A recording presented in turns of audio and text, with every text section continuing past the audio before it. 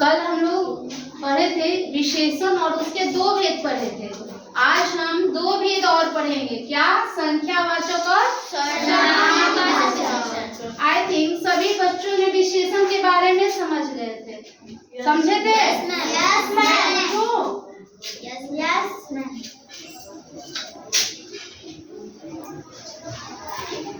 वह बच्चा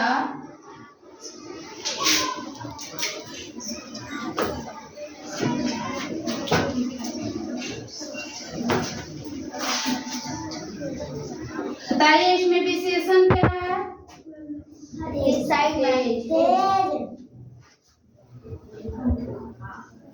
तेज जो है बच्चे की विशेषता बता रहा है, इसलिए यह विशेषण। आज हम लोग पढ़ेंगे संख्यावाचक विशेषण। तो जिस संज्ञा या सर्वनाम शब्द की संख्या का बोध कराता है वो शब्द क्या कहलाता है? संख्यावाचक विशेषण। जैसे फॉर एग्जाम्पल मान लीजिए मैं बोली क्लास में 30 बच्चे हैं, वर्ग में 30 बच्चे हैं, तो बच्चों की क्या विशेषता है कि बच्चे की संख्या 30 है, तो ये संख्यावाचक विशेषण कहलाता है। संख्यावाचक विशेषण के भी दो भेद हैं, निश्चित संख्यावाचक और अनिश्चित संख्यावाचक। निश्चित संख्यावाचक नाम से ही पता चल रहा है। निश्चित संख्यावाचक जिस संख्या या सर्वनाम से निश्चित संख्या का पता चलता है वो निश्चित संख्यावाचक विशेषण कहलाएगा। जैसे एक पेड़ 3 भालू, अर्थात संज्ञा जो है उसका संख्या हमें पता चल रहा है ना, निश्चित कितना है? 1 है। भालू संज्ञा है और संख्या कितना है? 3।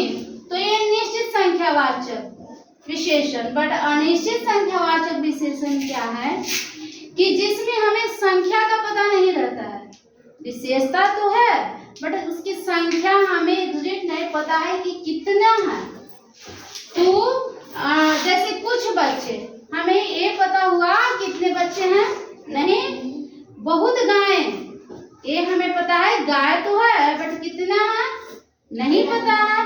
तो जहाँ पे संज्ञा सर्वनाम की अनिश्चित संख्या का बोध होता है यानी निश्चित नहीं पता है, वो अनिश्चित संख्यावाचक विशेषण कहलाता है। परिमाणवाचक और संख्यावाचक में अंतर समझिए। यहाँ पे माप तोल मात्रा का बोध करवाता है बट संख्यावाचक विशेषण संख्या का पता करता है। अगला है सार्वनामिक विशेषण, इसे हम संकेतवाचक विशेषण भी कहते हैं। जो सर्वनाम शब्द संज्ञा के पहले आता है। संज्ञा इसमें कौन है?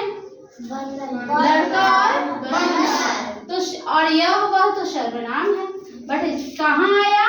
संज्ञा के पहले जो सर्वनाम शब्द विशेषण की तरह काम करता है यानी संकेत करता है संज्ञा की ओर, तो वह संख्या सार्वनामिक विशेषण या संकेतवाचक विशेषण कहलाता है। दोनों में अंतर समझिएगा। सर्वनाम और सार्वनामिक विशेषण।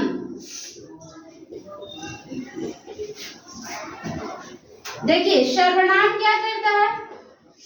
संज्ञा को हटाकर संज्ञा को बदले आता है। जैसे मैं लिखूं यहाँ राम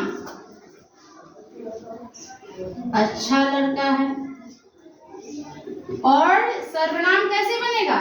राम को हटाकर क्या लिखे? वह अच्छा लड़का है। चलिए जब ये तो सर्वनाम हुआ, समझे? यह सर्वनाम हुआ, संज्ञा को हटा दिया। लेकिन लिखें, मान लीजिए हम एक सर्वनामिक विशेषण का एग्जाम्पल दे, यह लड़का जीतेगा। अच्छा, यहाँ पर संज्ञा को हटाकर क्या आया? सर्वनाम। यहाँ संज्ञा है नहीं, तो ये सर्वनाम है। बट सार्वनामिक विशेषण क्या है? यहाँ संज्ञा भी है, लड़का क्या है?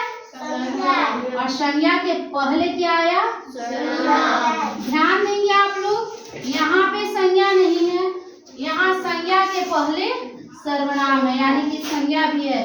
तो जो सर्वनाम शब्द संज्ञा के पहले आकर उसकी ओर विशेषता बतलाता है या संज्ञा की ओर संकेत करता है, वो क्या कहलाता है? सार्वनामिक विशेषण। सर्वनाम और सार्वनामिक विशेषण में अंतर समझे? जैसे देखिए, वह बंदर आ गया, बंदर क्या है? संज्ञा है, और संज्ञा के पहले क्या आया? सर्वनाम शब्द। लेकिन यदि केवल यह रहता कि वह आ गया, बंदर को यदि हटा दें, लिख दे वह आ गया, तो ये क्या हो जाएगा? ये सर्वनाम हो जाएगा। ठीक है, संज्ञा को हटाकर जो शब्द आया सर्वनाम, और संज्ञा के पहले जो शब्द आए वो सार्वनामिक विशेषण। सब लोग समझ गए? एक आपको बताना है प्रविशेषण। क्या? प्रविशेषण। विशेषण तो समझे आप लोग कि जो शब्द संज्ञा सर्वनाम की विशेषता बतलाया वो विशेषण कहलाया। बट प्रविशेषण क्या है? जो शब्द विशेषण की भी विशेषता बताए वो क्या कहलाता है? प्रविशेषण। कैसे? मान लीजिए मैं कल मैं एग्जाम्पल दी थी, वह सुंदर है। ठीक है, वह सुंदर है, या कोई नाम संज्ञा या सर्वनाम, वह सुंदर है। लेकिन मैं लिख दूं